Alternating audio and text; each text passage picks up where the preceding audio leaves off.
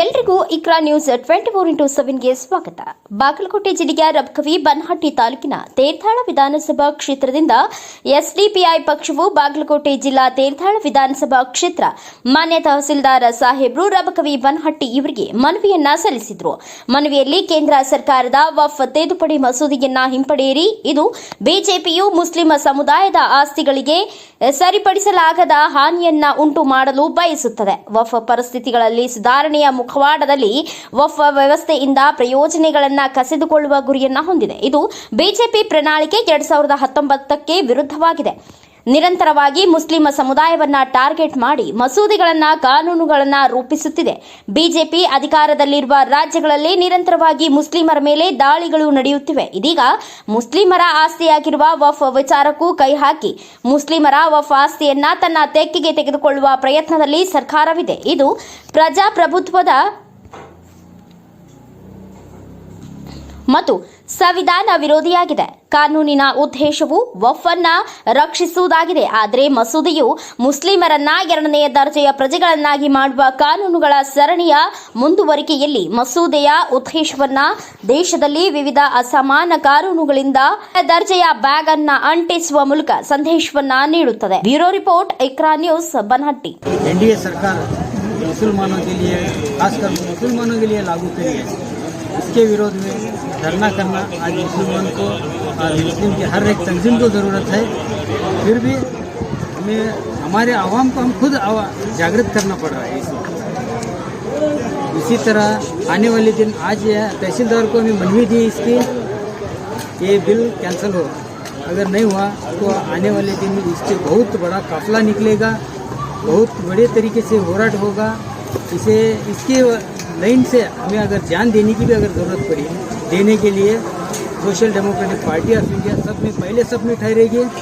इसके पहले उलमा अपने सर कटाएं इस देश की आज़ादी के लिए, इस मुल्क की आज़ादी के लिए। लेकिन आज वो आज़ादी मिलने के बाद वो उलमा की अहमियत बिसरी है। इस देश की गवर्नमेंट जो एनडीए सरकार है, ये हिटलरशाही सरकार है। ऐसे हिटलर को भगाना इस मुल्क को बहुत सख्त ज़रूरत है। आने वाले दिन वो भी social democratic party of India काम कर को दिखाएंगे। सौ काम कर को दिखाते हैं हमें, बहुत देर भी नहीं होगी। इसी के लाइन से हमारे तೇರದಾಳ असेंबली में एक विरोध में एक नायक है, वो बोल रहा था हमारी कम्युनिटी की एक कमेटी 11 जने की कमेटी बना को एसडीपीआई को मिटाने की बात करता हो। वो लफंगा आज वही 11 जने की जो कमेटी है, वो 11 जने को बुला को बोलना था कि तुम्हारे लिए जो काला कानून है इसके ज़रिए तुम आवाज़ उठाओ, हम साथ देते हैं। तो वो मुस्लिम का एक अच्छा लीडर बन सकता था। लेकिन वो कौन से बिल में बैठे आज हमें नज़र नहीं आ रहा। जब नज़र आएगा उसे हम खैर से नहीं छोड़ेंगे। ये कानून पास नहीं होने देंगे। और इस कानून के लिए बहुत सारी आने वाले दिन में बहुत सारी हम लड़ने की, सरकार से, हुकूमत से लड़ने की, हुकूमत से छीन को लेने की भी ज़रूरत पड़ी तो उस हद तक भी जाएंगे। अगर कौन सी भी तरीके से रंधे हमें जेल जाना पड़े या तो इसके लिए कुछ लड़ाई हो, क्या भी हो, गोलीबार भी करे सरकार की तरफ से, उसके लिए भी तैयार हैं। हर वक्त लेके रहेंगे हम हमारा हक। अगर सरकार से नहीं मिले तो हम छीन के भी लेंगे। Social democratic party of India Teradal ವಿಧಾನಸಭಾ ಕ್ಷೇತ್ರದಿಂದ ನಾವು ಸಂವಿಧಾನ ವಿರೋಧ ಆಗಿ ಒಂದು ಎನ್ ಡಿ ಎ ಸರ್ಕಾರ ಕಾನೂನು ಏನು ಜಾರಿ ಮಾಡಲಿಕ್ಕೆ ನಿಂತಿದೆ. ಈ ಕಾನೂನನ್ನು ನಾವು ವಿರೋಧ ಮಾಡ್ತಾಯಿದ್ದೇವೆ. ಯಾಕಂತಂದರೆ ವಕಫ್ ಆಸ್ತಿ ಇದು ನಮ್ಮ ಆಸ್ತಿ, ಹಿರಿಯರು ನಮ್ಮ ಪೂರ್ವಜರು ಇದು ಅಲ್ಲಾಹನ ಸಲುವಾಗಿ ಬಿಟ್ಟು ಕೊಟ್ಟಂಥ ಆಸ್ತಿ. ಈ ಆಸ್ತಿಯಲ್ಲಿ ಯಾರ್ದು ಪಾಲಿಲ್ಲ. ನಾವು ಈ ವಿಷಯದಲ್ಲಿ ನಾವು ಯಾವಾಗೂ ಬರ್ದಾಸ್ತ್ ಮಾಡ್ಕೊಳ್ಳೋದಿಲ್ಲ. ಯಾಕಪ್ಪ ಅಂತಂದರೆ ಇದು ಒಂದನೇದಾಗಿ ಸಂವಿಧಾನ ವಿರುದ್ಧವಾದಂಥ ಖರೀ ಕಾನೂನು, ಇನ್ನೊಂದಾಗಿ ನಮ್ಮನ್ನು ಅಲ್ಪಸಂಖ್ಯಾತರನ್ನು ಟಾರ್ಗೆಟ್ ಮಾಡಿಕೊಂಡು ಮಾಡ್ತಾಗಿರ್ತಕ್ಕಂಥ ಒಂದು ಕಾನೂನು. ಈ ಕಾನೂನಲ್ಲಿ ನಾನು ಒಂದು ಏನು ಹೇಳಲಿಕ್ಕೆ ಇಷ್ಟಪಡ್ತೀನಪ್ಪ ಅಂತಂದರೆ, ನಾವು ಇವತ್ತು ಕರ್ನಾಟಕ ರಾಜ್ಯಾದ್ಯಂತ social democratic party of India ಒಂದು ಪ್ರತಿಭಟನೆಯನ್ನು ಹಮ್ಮಿಕೊಂಡಿದ್ದೇವೆ. ಭಾರತಾದ್ಯಂತ ಒಂದು ಪ್ರತಿಭಟನೆಯನ್ನು ಹಮ್ಮಿಕೊಂಡಿದ್ದೇವೆ. ಇದು ಶುರು ಅಂತ ನಾನು ಹೇಳಲಿಕ್ಕೆ ಇಷ್ಟಪಡ್ತೇನೆ. ಇಷ್ಟಕ್ಕೆ ಆ ಕಾನೂನನ್ನು ವಾಪಸ್ ತಗೋದೇ ಇದ್ದರೆ ಮೋದಿ ಸರ್ಕಾರಕ್ಕೆ ನೆನಪಿದ್ದಿರ್ಬೋದು, CA NRC ಒಂದು ಕಾನೂನು ಜಾರಿ ಮಾಡೋದ್ರ ಮುಂದೆ ಯಾವ ರೀತಿ ನಾವು ಪ್ರತಿಭಟನೆ ಮಾಡಿದ್ದೀವಿ ಅಂತ.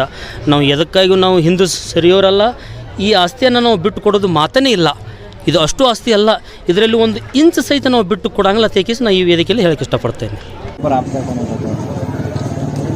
तो 2024 का जो हमारा वक्फ अमेंडमेंट बिल जो जारी किया है, हालांकि गलत है.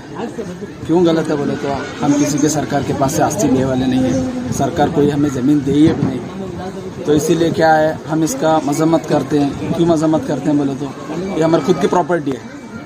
ये प्रॉपर्टी क्यों खुद की है बोले तो हमारे पूर्वजों ने इसे अल्लाह के वास्ते वक्फ किया है. ये वक्फ का एक मेथड रहता है, एक ये रहता है. उसमें क्या रहता है, वक्फ जो करने के बाद जो हमारी ज़मीन रहती है, मदरसा हो, दरगाह हो, या तो मस्जिदें हो या कब्रस्तान हो, जिसके पास नहीं रहता, उनको वक्फ करने के बाद में ये लोग सोचते हैं कि कौम का हमारा भला करने के लिए कोई न किसी को आगे बढ़ना पड़ेगा.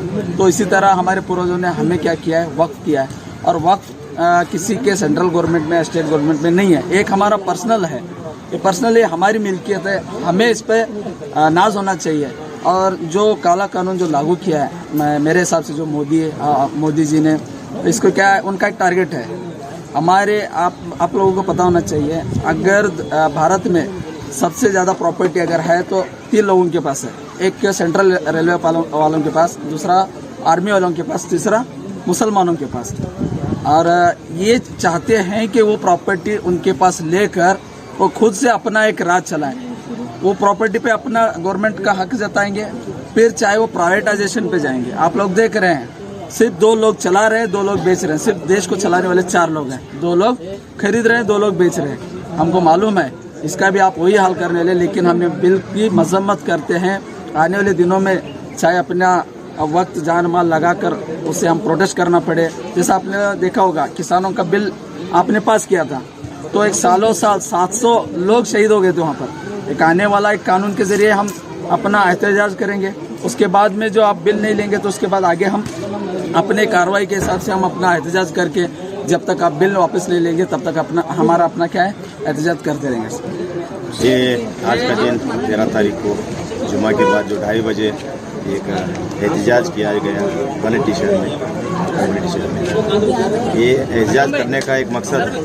क्या मकसद बोले तो जो ये NDA सरकार है, BJP सरकार है, ये सरकार जुल्म की सरकार है. पिछले 10 सालों से लेकर जुल्म के अलावा ये कुछ भी नहीं किया.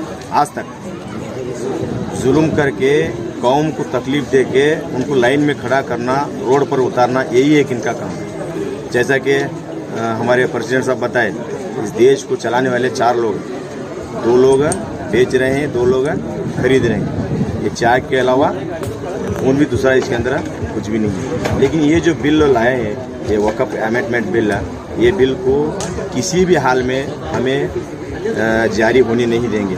इसको रिजेक्ट करा के रहेंगे. क्योंकि अमित शाह को भी मालूम है और मोदी को भी मालूम है कि अंग्रेज़ों को भगाने में सबसे ज़्यादा रोल मुसलमानों का रहा है इस मुल्क में.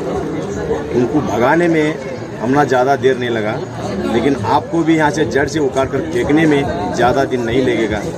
ये समझते हुए जो है आप आगे की कार्रवाई करना है. अगर ये बिल जारी करने के लिए अगर ज़्यादा जिद्द पकड़ेंगे तो एक दिन ऐसा आएगा जैसा शाहीन बाग बैठा था, उसी तरह जो है नहीं हमारा भी एक एहतजाज, हमेशा के लिए एहतजाज जारी रहेगा.